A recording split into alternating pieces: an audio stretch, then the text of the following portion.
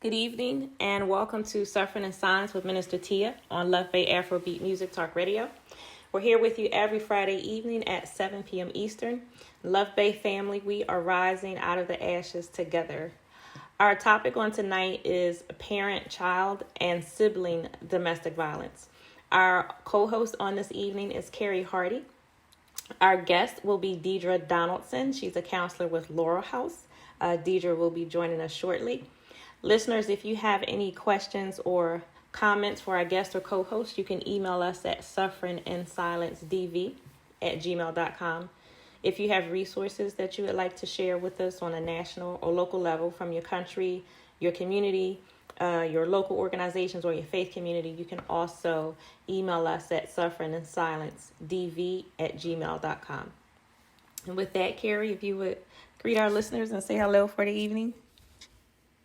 Hi, good evening. My name is Carrie Hardy. I'm a writer, and I love writing about people's different experiences and their narratives. I love listening to the things people have been through and how they've managed to overcome these things and triumph over these things in different ways. And it doesn't necessarily, and I love all different types of stories. It doesn't necessarily have to be like, oh, I went through all this, I went through this debilitating experience, and now I own this really profitable business. It doesn't even have to be like that. I just love when people, at the end of all the trials they went through, they're able to realize themselves and find peace and find happiness in their own unique way. And so I love telling success stories, but not your typical success stories. I love telling success stories that are unique to the individual.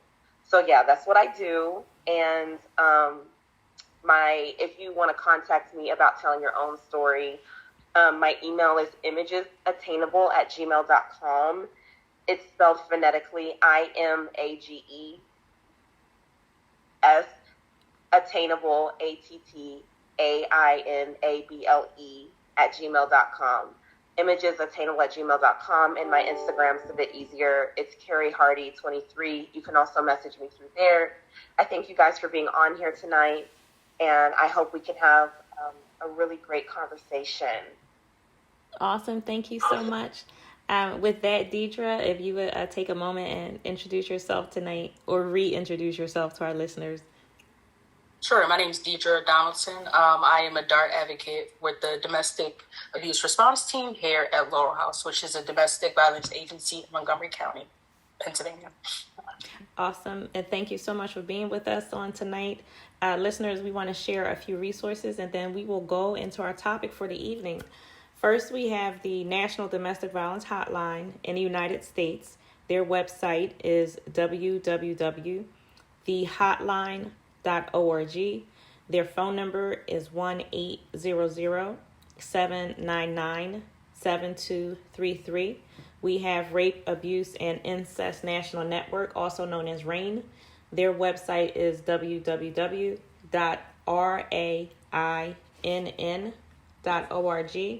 And then we have the National Suicide Prevention Lifeline.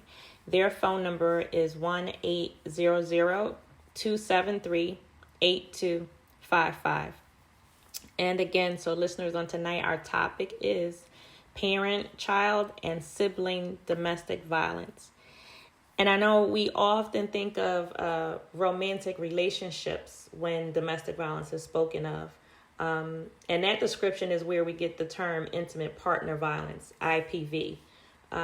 So with that being the general thought that, we always go to, Deidre, I would ask you if you could explain what domestic violence actually encompasses. Sure. So basically under the umbrella of domestic violence, you have intimate partner violence, and then essentially any other form of domestic violence is anyone that is family by blood or marriage, essentially. So your father-in-law could be the person that is abusing you.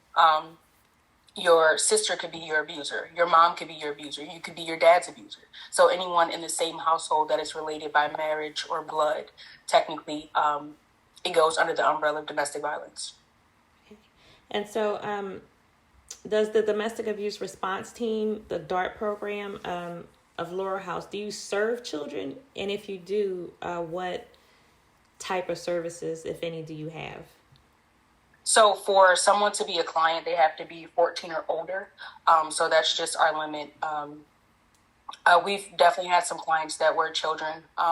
We also had some clients that their children were their abusers, which that in itself becomes a whole different thing to navigate, especially with like, how do I continue to live with this person? Because when you look at it through the PFA process, there's not a lot of judges that are going to evict the child from their home. Yes. So it just becomes very difficult when it's a minor child being the abuser of their adult parent. Mm-hmm. And how often do you see cases like that, the child actually being the abuser?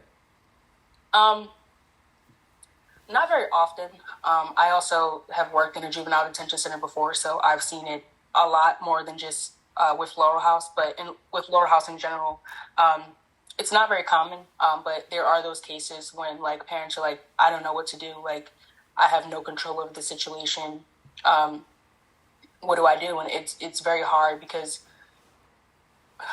we usually tell them to contact like children and youth. And, if there is an incident where you are assaulted, you have the right to call the police. It doesn't matter if your kid is 16. Recently we did have, I think, an incident where, maybe like last week, an incident where the abuser was, I think, a 17-year-old child. So it's not common, but there are those cases. Okay. And can you speak more of the sibling domestic violence in a household? Sure. So that's one that I haven't seen a lot here at Laurel House, especially if the siblings are around the same age. It's not very common. However, there are those cases where, there is somebody who's 16, they live with their 22-year-old sibling, and their sibling is their abuser. And it's usually hard for them because they don't recognize it as abuse. Mm-hmm. They just see it as like, me and my sibling don't get along and we fight from time to time, when in reality that is not the the situation that they're dealing with. So that's also not very common, but I have seen it a few times. Mm-hmm.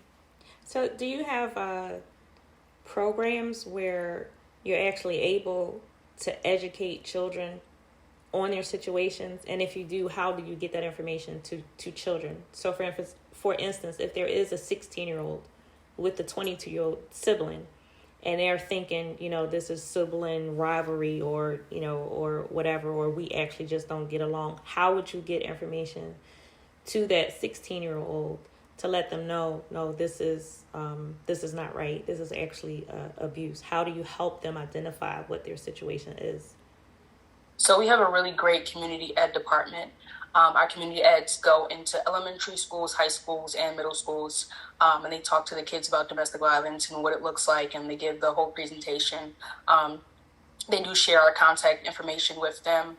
Sometimes after the presentation, they'll come up to one of our community ed members and say, like, hey, this is what I'm going through, stuff like that. We do inform them that we are mandated reporters. So because they are minors, anything that they do tell us, we are mandated to report it. But we have a great community ed department that goes into the schools and teaches the kids and give them really great presentations on DV. Oh, that is awesome. It's amazing. And my first thought when I was thinking of a child being or becoming an abuser is that they very well may be repeating or acting out on either what they see or what has been done to them. So and I know that that's very likely, but what are the chances, what are the situations of a child actually just being abusive, and that they're not repeating a behavior that was directed toward them, that they just are, unfortunately being abusive? It's very common. Unfortunately, statistically, the majority of children who grow up in a home where there is abuse present, they either grow up to be abusers or they grow up to be victims of domestic violence. Not all, of course, but that is the majority. So mm-hmm. It's very common. They repeat what they see in multiple different ways. Either it's, this is what I see in my house and it happened to mom or dad, so if it's happening to me and they dealt with it, it can't be that bad. Or it's, this happened to my parent, I was defenseless and unable to help them. Now I have all this rage and I go and I do it to someone else. So it's definitely a repeated cycle in a lot of ways. Okay. So the same way that you have educational tools and you go into the schools and you speak with the children and you give presentations for children, are there presentations and information available to the teachers for them to be able to recognize, what may be happening like right before their eyes? Yeah, definitely. It's not like a separate presentation or anything. The teachers are, there and stuff like that. And our community ed department definitely exchanges information with the teachers and stuff like that, so they can be aware of things to look out for. And if there is one of their students that needed us, they have that information to give to them at some point. Okay. So, Carrie, do you have a question or a comment? I think it was really interesting when you were talking about having to watch, the kids having to watch their, maybe one of their parents be abused and then becoming the abusers themselves. I thought that was really interesting because one thing that I think is really, not fascinating, but interesting is that how, like with some boy children, having to witness their mother being abused becomes like a really deep source of emasculation for them. And that kind of manifests into aggressive behaviors when they get into romantic relationships as men. Yeah. I haven't read a lot of stuff on that, like literature on that, but that's something I've observed. And have you, well, obviously you can't really talk about your clients and the things they've been through, but is this something also that you've noticed, or is this not a pattern you typically see in your line of work? Yeah, it's definitely something that I've noticed. And statistically, once someone becomes a victim, they are more likely to be victimized repeatedly. So a lot of our clients, we do have a counseling program that's great, and they benefit a lot for it. I'll, talk to them and they'll say like, well, I noticed this in counseling. I didn't realize that when I was 6 years old and this happened, this is the reason why, like, I allow these things to happen in my life. So they definitely draw those parallels and stuff like that. And I definitely think that it's something that is very, very common. As far as abusers, I think that, like, there's a fine line of, like, the person who witnessed abuse and became an abuser as the person that's just a narcissist. And, they didn't see abuse. That's just what they choose to do. Mm-hmm. Mm-hmm. And you work with the youth, like adolescents? So we work with anyone 14 and up. Okay, right. So teenagers, teenage boys who are really, they have this kind of hostile, aggressive aura about them, and they're very defensive or even offensive sometimes. How do you talk to them? Like, is it a lot of de-escalation? Like, how do you talk to a young person like that? Oh, you're like when working in the juvenile detention centers? Oh, yeah, you can. Yeah. Well, that one is, I've noticed that in that setting, it's a lot easier to work with the males than the females. It's not, and for me, I haven't experienced a lot of, like, de-escalation. Even so, like, when they're arguing and fighting with each other, they'll, like, try to fight, and then 15 minutes later, they're like, let's play cards together. So it's very, like, a quick turnaround. As when working with the girls, it's a little more like, I hate her, I never want to talk to her again. We have to de-escalate. Like, it's a long process of, like, I'm still angry, I'm not over it. Yeah. Yeah, it's a big difference for sure. I have a friend who works with adolescents in a psychiatric hospital, and she kind of explains that dynamic too. She was like, she always tells me, she's like, the girls and these grudges. And I'm like, yeah. And I always think to myself, well, if I was in her shoes, I think I'd rather work with the girls. But she tells me that it can be a lot more complex, which I think is interesting. For sure, yeah. Mm-hmm.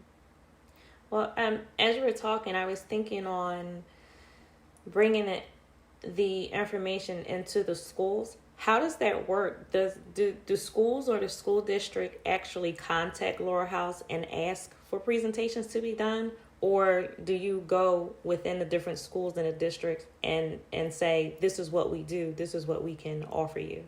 Like, are the school officials mindful and know that this is an issue that we need to do something about, and they reach out for the help? I believe so. I believe because the program has been running for so long, it's a combination of us sending our information and them also reaching out. Mm-hmm. So I definitely think that they're aware that it's a problem. It's kind of like when I was in school, we had the DARE program that would come like every year and talk about like drugs and stuff like that. So it's kind of like that, where every year we're coming out to these same schools, and teachers and administration and stuff like that is getting familiar with Laurel House and the services we offer, and trying to, push these presentations for the kids to see. Mm-hmm. Well, I'm interested to know, like, what is the communication like between school nurses and programs like Laurel House? Are the school nurses specifically educated and taught and trained, on the issues that could possibly be happening within the school? I mean, because somebody's in a school nurse office all the time. Yeah. It's interesting. As far as, like, our referrals, I haven't seen a lot of referrals come from schools and school nurses in general. Mm-hmm. I'm not 100% sure why that is. I sometimes feel like schools and administration, they think that once they've made the child line report, their job's done. Mm-hmm. So they don't take the extra step of trying to provide those resources. Mm-hmm. But I definitely think that's something that's super important. Like, okay, we made the child line, we did what we need to do. Now, what can we do to help this kid further? Mm-hmm. How can we be of assistance? What resources can we provide? I think that stuff is like super important, mm-hmm. but I don't see a lot of referrals coming from schools or school nurses in general. Mm-hmm. So what should the actual follow-up be? If a school has to call Childline, make a report, when they do that, what should the next step be? Because obviously some officials may feel like it's out of my hands. I did what I was supposed to do when I made the phone call. But what should their actual follow-up be? Yeah, if this is a child that is of the ages for these type of services, 14 or older, I think the next step would be, so for us, for a referral in general, whether it comes from police, the hospital, whatever, you have to get consent from the individual for us to speak with them, for us to call them. We have to have that consent.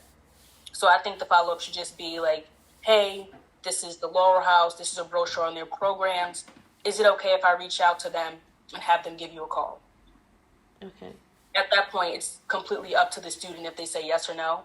But I think having that conversation is important because, you never know who's going to say yes. Who's going to say, you know what, talking to somebody would really help me. Right. Or I just want to hear them out and see what resources they have for me. But because when we're dealing with children, I know it can be, I guess I want to use the word, it could be a sticky situation. Yeah. And I know consent is very important. But because you're dealing with children, if this is a child in front of you, shouldn't an official be able to, or just go ahead and try to do what they can do to get this child help?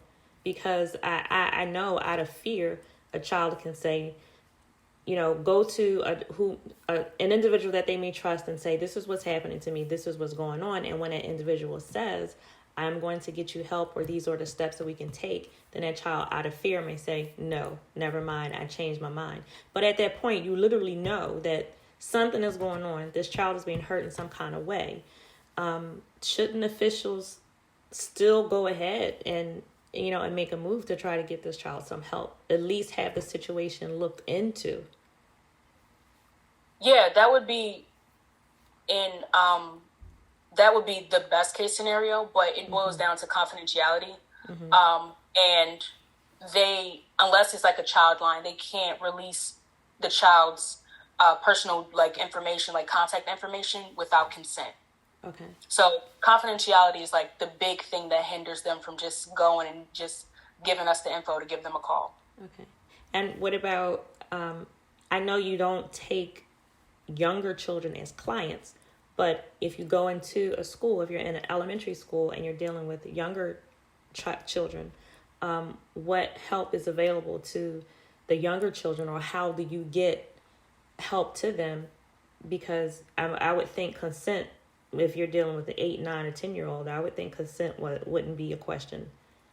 Yeah, that's the hard part. So what they would do at that point was, of course, make the child line. CYS would investigate. If police are involved, they would be essentially taken to have an interview with Mission Kids, which is right next door to us. Mission Kids would then provide that information, and then they would go from there. It would be more so like Mission Kids and CYS working together, because then it essentially becomes like a child abuse type of thing. Yes. As opposed to like us stepping in, when it's usually like individuals who are a little bit older. And that's generally how that works. And then there are other great resources out there for kids too, like the Lincoln Center provides counseling for kids. They're also mobile, so they would come out to wherever the kid is as opposed to the kid coming to them. Mission Kids is great over there. They have a great office of like everything you could imagine for all ages for kids, for them to feel more comfortable during their interviews and stuff like that. Yeah. So, and I know in this instance we're talking about parent-child domestic violence, and we're assuming that the child is a minor. But have you seen, and can you discuss issues of parent-child abuse where the actual child is not a minor, but an adult still being abused by their parent? Yeah, definitely. Now that I do see a lot. There are a lot of instances where we get like a 22-year-old that still lives with mom or dad, and they're being abused. And at that point, what we try to do is, number one, help them get out of the home.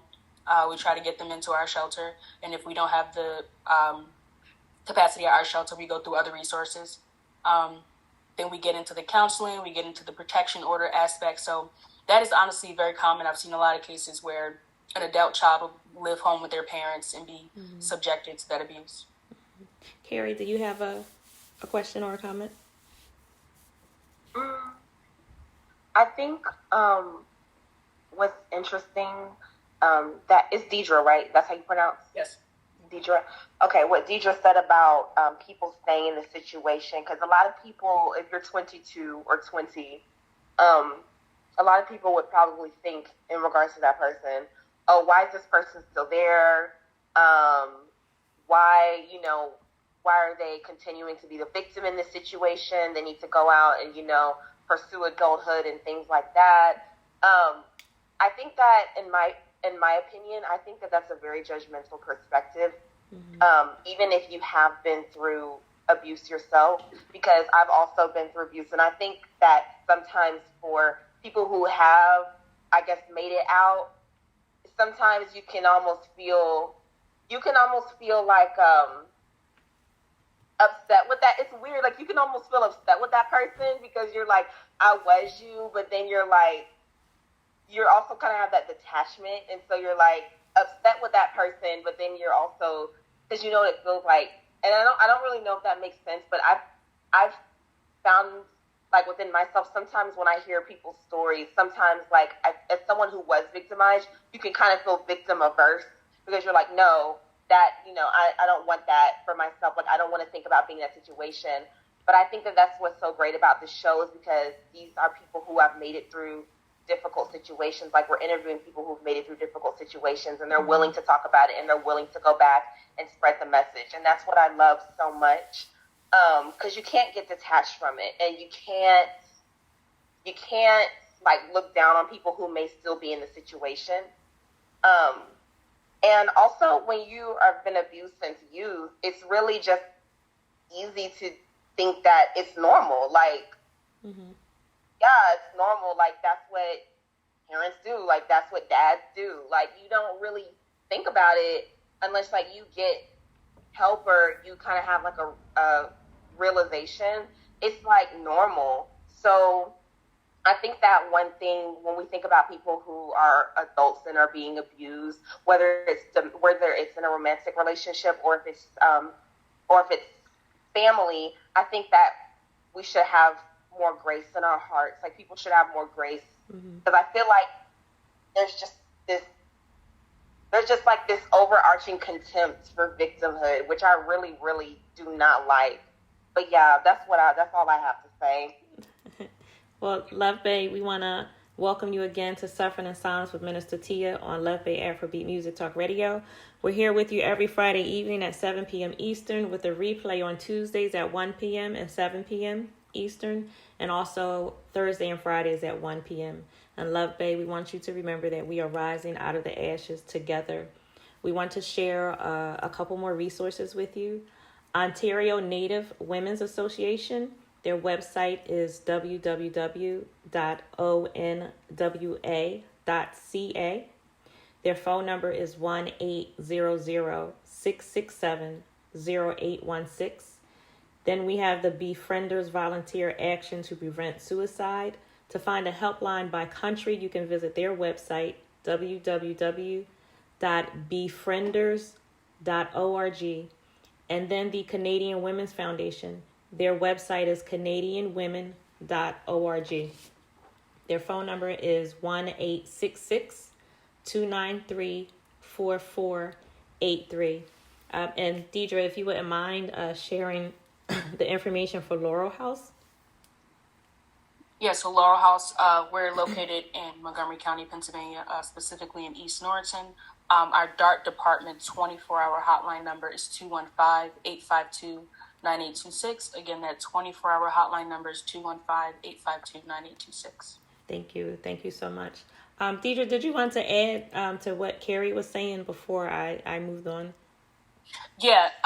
Also, I had a thought that one of the biggest, I think, forgotten kind of things with the domestic violence when it comes to a parent or a sibling or someone that is not an intimate partner is that if there's a situation where I am being abused by my intimate partner and I do leave that situation and we have no children and we were never married, I never have to essentially see this person again. Whereas if it's my mother or my father or my sibling, we share family. Yes. This person may be around at some point. This person's name may come up. I may feel a certain obligation to give them another chance as opposed to somebody that I was in a relationship with. And I think that's what makes it very hard. It's kind of, it may be, a slight bit easier to move on from that intimate partnership in one way where it's like, this is my mother, this is the person who raised me. This is the person that I've lived with all my life. I feel like obligated to give that person another chance. When in reality, you shouldn't feel obligated to give anyone another chance that has hurt you on any level. So, yeah, I think that's one of the harder things for people. Yes. And I think another thing is, like, for me, I think being triggered is basically when the memory of trauma is brought up or certain feelings are brought up from negative past experience. I feel like being triggered can manifest so much into like hardness and like coldness and like kind of detachment, because when someone goes through something and you feel like, oh, I've made it out, you will be like, oh, well, that person has no excuse. Like, oh, look at me. Like, I so-and-so. And like, I always try to avoid that type of arrogance because I believe in God and I always try to like have that heart of believing in God because I don't feel like God would be like, oh, you have no excuse. I mean, of course, people have to be accountable for their actions, obviously. Like, I'm a very no BS type of person. But, like, I just really want to go back to, like, not judging people. Yes. Yeah, I agree. So I think that's where having a heart of compassion comes in. When you're on the outside looking in, if someone is coming to you for help, or if you are viewing the situation through your own lens, I think that's where we have to have compassion and not be judgmental. Because, again, you don't know why a situation is the way that it is. You don't know what's happening. You don't know why a 22-year-old is still in the house with their parents.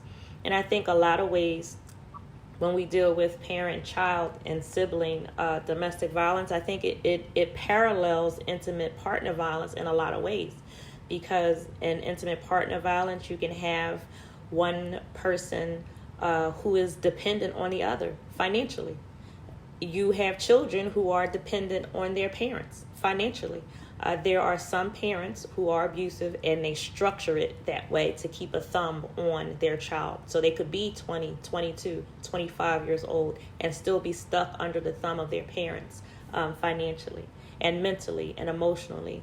And, just as we say with romantic relationships, by the time you're in a situation and you're realizing, this is a problem, this is abuse, I need to get out of it, it very likely did not start overnight. You've very likely been in that situation for some time. So when you think about children, well, I've been with my parents since I was born.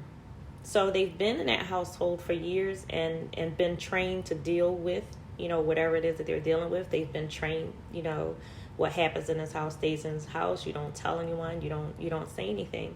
And I think one of the things that's unfortunate when you're dealing with domestic violence and with children is that a lot of times, and from what I've personally seen, you can have children being abused. A lot of times there is someone else who knows about it. There is someone else outside of the house that knows, and they just have not done anything about it. They have not said anything, whether or not they feel like, it's normal, it's whatever, kids are supposed to be treated that way, or it's not my business.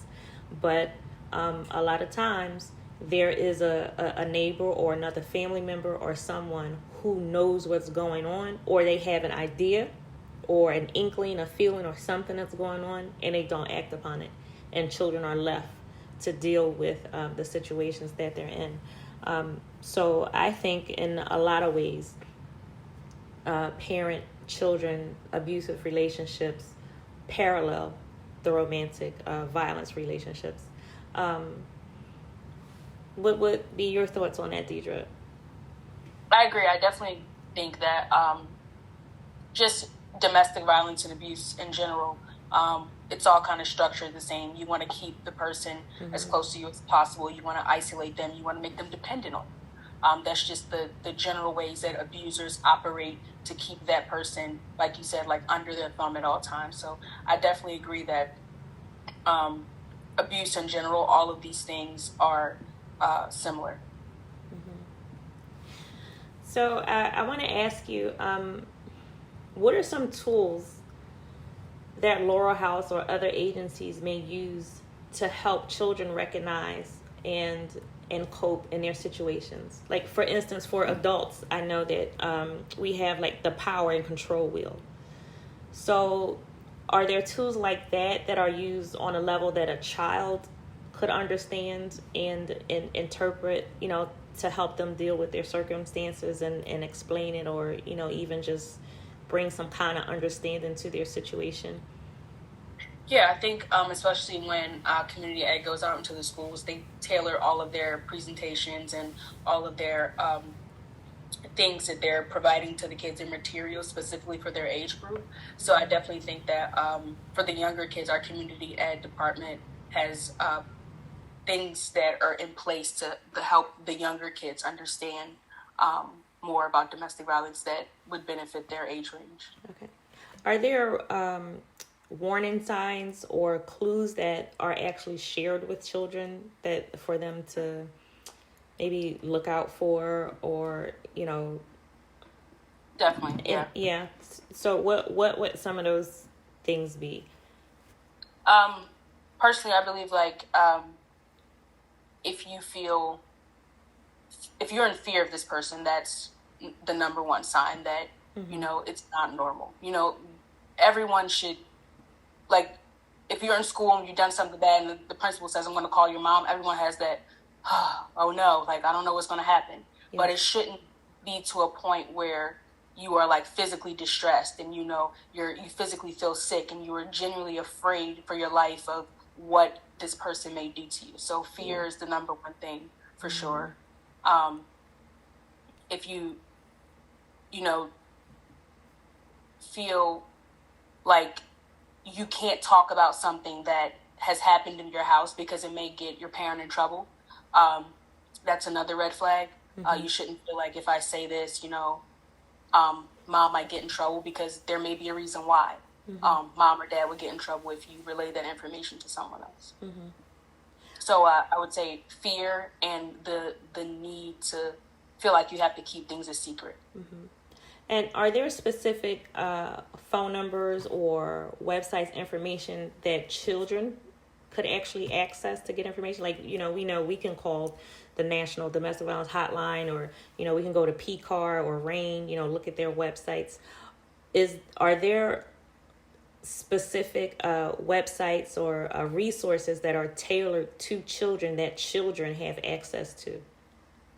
I actually haven't seen anything specific like tailored to children. I obviously think that would be something great and phenomenal, especially if it was something interactive for them. But I personally haven't seen anything tailored towards kids. So what kind of, I want to ask, like, what kind of support is there for counselors when you have to deal with abusive situations in general, but it's especially involving children? I mean, I know the work that you do, I cannot imagine being with a child who is in this situation, and then you go home at the end of the day. So what kind of support is there, like, for you and your colleagues at the end of the day when you go home, so this doesn't weigh on you? I know myself personally, my ministry is specifically tailored toward adults. I minister to adults. I minister to women. I do not have the fortitude to minister to a child in this area. I couldn't do it. I just don't. I would be in tears. Yeah.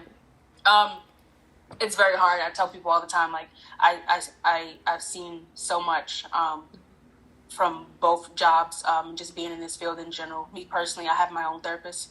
I highly recommend that if you are in any form of crisis work, you need to have a therapist or somebody that you can vent to. Also, I'm a meditator. I'm a prayer, and I'm a traveler. I have to get out and clear my mind. Lower House in general, we have like an open door policy. If you're feeling some type of way, come in, talk to us. We all work in the same line of work, so it's kind of easier to understand what one another is going through. We do a great job of supporting each other. Self-care is very big. Our counseling department is awesome. If one of the DART advocates or a community ed is someone who's having a rough day, we can just walk in and talk to them. So it's a lot of leaning on one another, stressing the issue of self-care. And I stress the issue to everyone that will listen in here that you need to have your own therapist. And I've actually, two of my coworkers have like got into therapy because I was like, this is something that's like super important. You can't carry around other people's trauma and think that you're fine. It's just never going to work. We see too much. We hear too much. Me personally, I will carry everyone's emotions. So it's rough, but if you take care of yourself, it's possible for sure. Yes.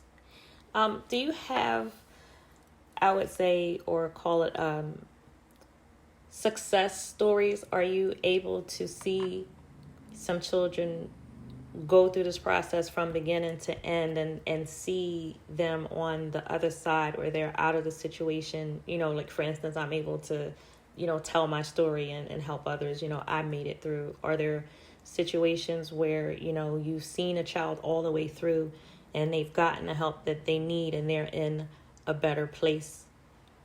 Absolutely. One of my coworkers has a client recently, and she left the home because parents were abusing her, and she was, having some trouble finding somewhere to stay. And recently she got her own apartment, and, she's working a steady job now. So things are definitely moving in the right direction. So there's definitely a lot of success stories, and we do everything here at Lower House possible to try to help them. Our shelter is temporary, but while they're there, they're working tirelessly to try to get them a voucher or something permanent or somewhere to stay, to help them to, take that step and be able to live on their own and be successful. That is awesome. Like, going back to schools, we talked about parent-child abuse in school, but when we're actually in the school buildings, how is it classified? And I know we use the word bullying, but how do we classify violence between children on the playground or in the school, in classrooms, do cases like that get to domestic violence agencies? So, we've had situations before where like there's like another person in the school being the abuser. We had situations where like someone will call and say their roommate is abusing them. Unfortunately, because we only work with DV, there isn't much that we can do just because that's how our program is set up. At that point, we then refer them to victim services, which victim services serves anybody that's been a victim of any type of crime or abuse or anything like that. And they also have great programs. You know, they have their counseling department and all those type of things over there too, and resources and stuff. Okay, so literally, if you're not related or in relationships with the individual, then it's victim services, and it doesn't fall under domestic violence. Correct. Okay. Carrie, you have a question or a comment?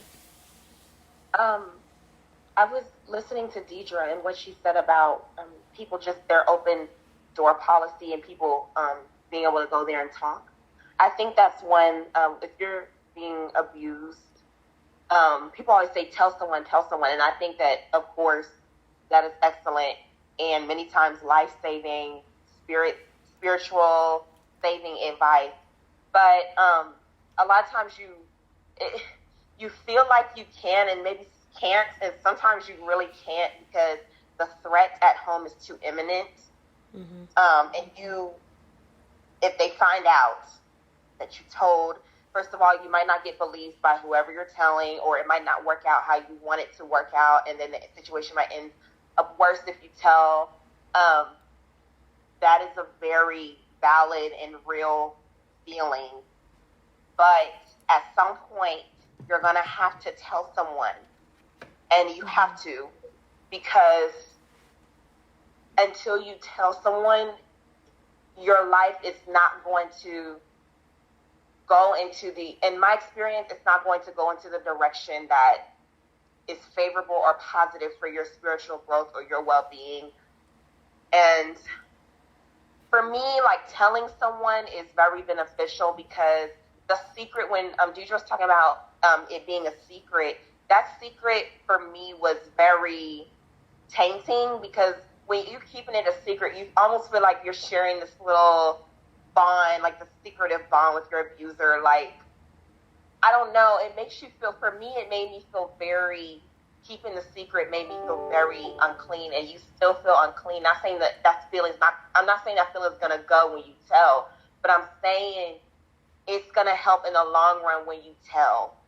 Because that's when it starts. When first you have to tell yourself, you have to admit to yourself, because sometimes you're like, don't even tell yourself you're being abused. Like, until like you're in your late teens or maybe your 20s, you're like, oh, you were being abused. And you like have to tell yourself first. So like, I would just say when you get to the place where you can, definitely tell someone, because some people take these things to the grave. Like their uncle did something horrendous to them, or like this family member did something to them, and like they take it to the grave. And I'm like, no. And so, yeah, I think that telling someone when you can, I think that's like the best advice. Yeah, and any secret that makes you feel bad is not a good secret to keep. And I think that's something that we have to emphasize to our younger people. If someone is telling you to be quiet, to stay quiet, and you really don't feel good about that, something is wrong with that. So a secret is not a good secret, you know, if it's making you feel bad on top of whatever it is that has happened.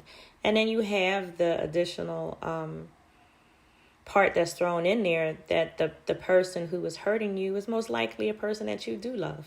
You know, I do love my mom. I do love my dad, my uncle, my aunt, whomever, my older brother or older sister. And so that creates turmoil within a child. It creates turmoil within an adult because most likely the person who is hurting you is a person that you love. So, yeah, we do want to emphasize, you know, you don't keep a secret. If you have a chance to tell, you know, if you have that chance, then you take that chance. And as safe as possible, because, I want to emphasize, on a level of children as well, you do what you need to do and you keep yourself as safe as possible, while you're doing it. You make the best decisions that you can in that moment. Deidre? Something that Carrie said that really stuck out to me is the fear of not being believed. And I think that's why it's very important that we stress here at Lower House, being a trauma-informed person. Someone who is being courageous and vulnerable enough to tell you something that is happening to them. You never want to re-traumatize them. Yes. You want to give them the best experience, because you don't know how your interaction with them could affect them. They could tell you that, and then, you can report to someone else, and because they had a negative interaction with you, they can go, that never happened, I never said that. And then they take 4 steps back as to taking 4 steps forward. So it's very important to listen to what someone's saying, be cautious of how you're responding. And I think one of the great things we do here is we go out to the police stations, and they the police are trained, trauma informed on how to deal with these domestic violence situations. Being a first responder and the first person that comes in contact with this person, you always want to make sure that you're giving them the best experience. You're giving them what they need so they feel comfortable enough to keep making those extra steps. One wrong thing, and I know everyone has a bad day and everyone isn't always going to say everything perfectly, but unfortunately, when somebody is in that situation and they have been abused already, consistently, generally, one wrong thing said could set them back tremendously. And it's very important that we just really are trauma-informed people. And it goes beyond police. It goes to, like you said, school nurses and teachers. You never want a kid to come to you and they tell you what happened, and the first thing you said was, well, what did you do? That's something that's going to set somebody back 5 steps already. So trauma-informed in general. I tell my friend, I take my job everywhere I go. I tell my friends, no matter what the situation is, you want to be trauma-informed. If there's a less fortunate person on the street and, they're walking up to you and they're asking you a question, don't shoo them away immediately. You don't know what that person went through. It goes beyond abuse too. Being a trauma-informed human just means showing compassion and showing others grace. So, because you never know what somebody is going through and how one small thing could affect them positively or negatively. Yes. And then also another thing, another piece of advice with telling someone, sometimes when you have an abuser, and like Tia was saying, there might be a chance you love this person. So it's sometimes when you're being abused by someone that you love, it's like you separate the person. It's like, okay, there's my mom or my dad, there's this person I love, and then there's a split, and then there's this person that abuses me, there's this person that touches me, there's like a split, and you're like, that, when you're getting touched or when you're getting hit, it's like, oh, this isn't my mom, or this isn't my dad, or this isn't my boyfriend, this isn't my husband, this is not them. It is, and you have to accept that, because that's really important. And I struggled with that. Like, I still struggle with that, like, not separating the two. And so, like, that's one piece of advice for a healing journey on abuse. I would say, like, when you've been abused, like, there's so much acceptance work you have to do before even moving forward. Like, there's so much acceptance work. And acceptance is moving forward, but sometimes you get frustrated with yourself because you don't see it as something mobile. You don't see it as something progressive. You see it as something that's happening in the same spot, but that's not really the case. You are moving forward. It's just not in the conventional way society thinks of progression. Mm-hmm. So, and I think that's where counselors come in, like Deidre and her colleagues and other agencies, to help victims and survivors through their process, to give them the help that they need so they can be honest about the situation. So you can be honest about what happened to you. So you can be honest about who did this to you. Yes, this is your loved one, but this is what they did. I think that is where trauma-informed, caring, understanding, knowledgeable counselors come into play, and when they can lead you through your process that way. Because, and I've shared before, I learned that every counselor does not know how to deal with domestic violence situations.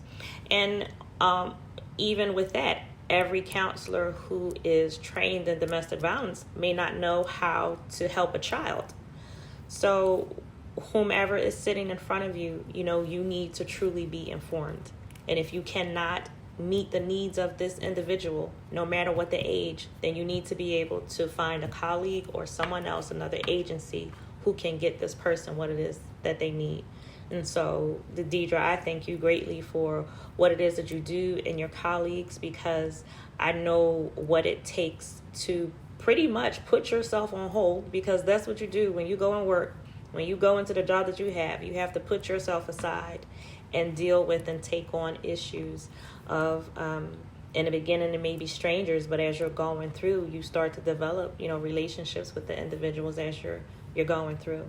But it takes people like yourself to be able to get victims and survivors from point A to point B, and especially when you're dealing with children.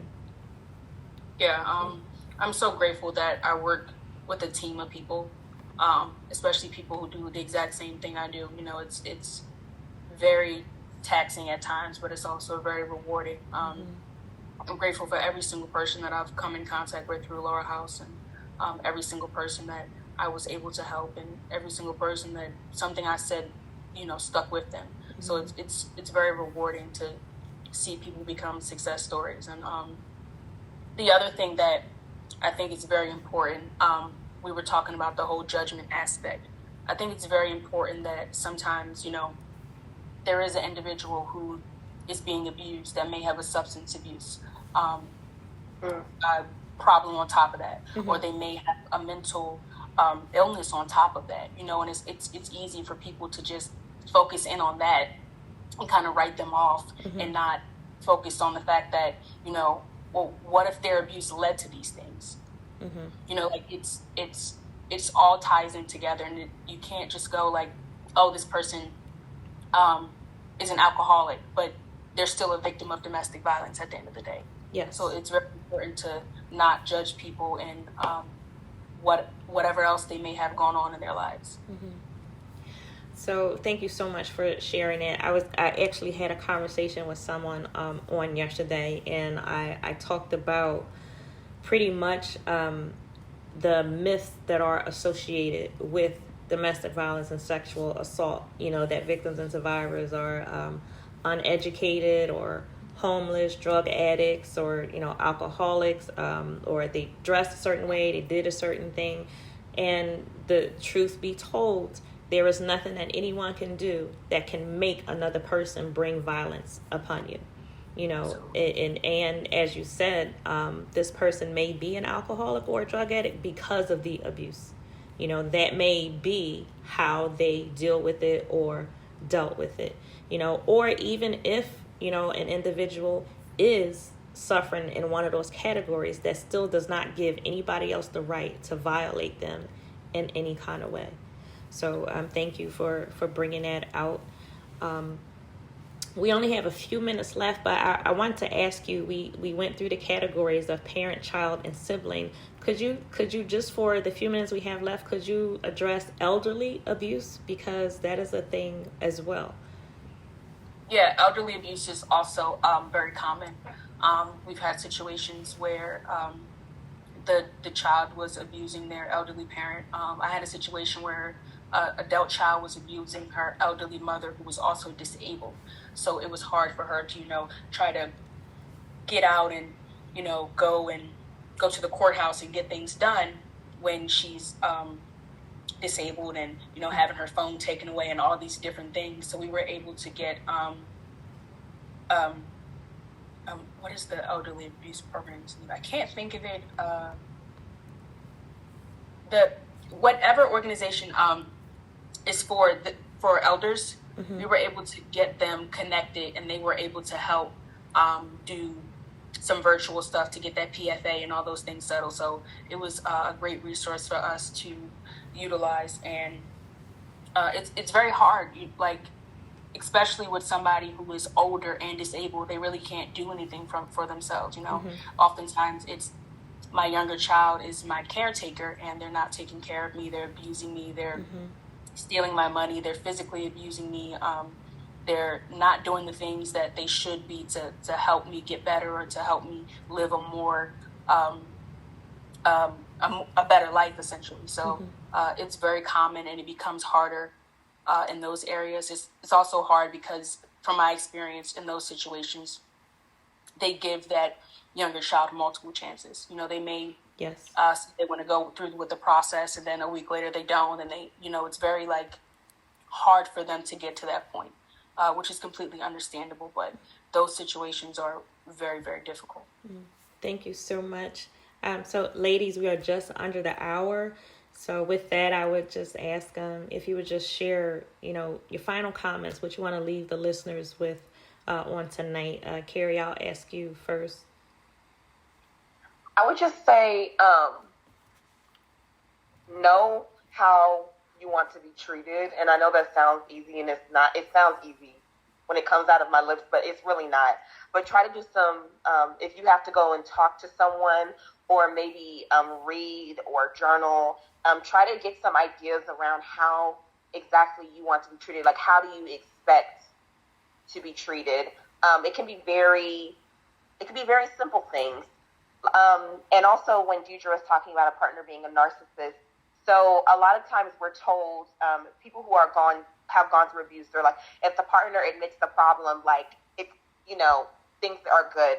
And, I've heard the whole, I know I have a problem, but don't leave me, work with me through this. I just need you to work with me through this, and them kind of imparting that obligation onto you. Oh, work with me. Oh, that's nice for you to say. You're not the one who's getting called out of your name every other day. So I would just say, try to do work on knowing how you want to be treated. Because when you know how you want to be treated, you're better at identifying red flags. And when you can identify those red flags, it's not as likely that you will get so deep into the situation where it's even more difficult to get out. Thank you. So, Deidre, what would you leave us with on tonight? And I thank you so much for being with us and covering this topic. I really appreciate your time on tonight. I would just leave the viewers with that you're not alone. There's help out there. And if you, for 1 second, think that you may be abused, there's a high chance that you are. Again, there's tons of resources out there. If you are in a situation where you are being abused and you don't think you have the strength to leave today, tomorrow, or next week, at some point you will find it. Know what you want for yourself. Know what you feel that you should be treated, how you should be valued. No one should be abused. No one should be talked down to. Nobody should feel that they aren't worthy. No one should make you feel like that. Not your partner, not your mom, not your dad, not your sibling, not anyone. Even beyond domestic violence, a friend shouldn't make you feel that way. Mm-hmm. A coworker shouldn't make you feel that way. Nobody deserves to be abused and victimized. And always try your hardest to, know your worth and put yourself first. And if you are in those situations, try to notice those red flags, the controllingness, the narcissistic behavior, the fear when you're around them, the uncomfortability, feeling like you have to walk on eggshells. Mm-hmm. Those are things that you should never feel from the people that you believe love you. Awesome. Deidre, thank you so much for everything that you have shared. I personally enjoyed this topic. And again, I thank you for what it is that you do, and especially for the help that you give to children. I thank you so much for what you do. Luv Bay, if you want to catch up on previous episodes from the program, you can visit our YouTube channel, Suffering in Silence DV. Thank you for joining Suffering in Silence with Minister Tia on Luv Bay Afrobeat Music Talk Radio. We are here with you every Friday evening at 7 p.m. Eastern. Luv Bay, we are continuing to rise out of the ashes together. Good evening.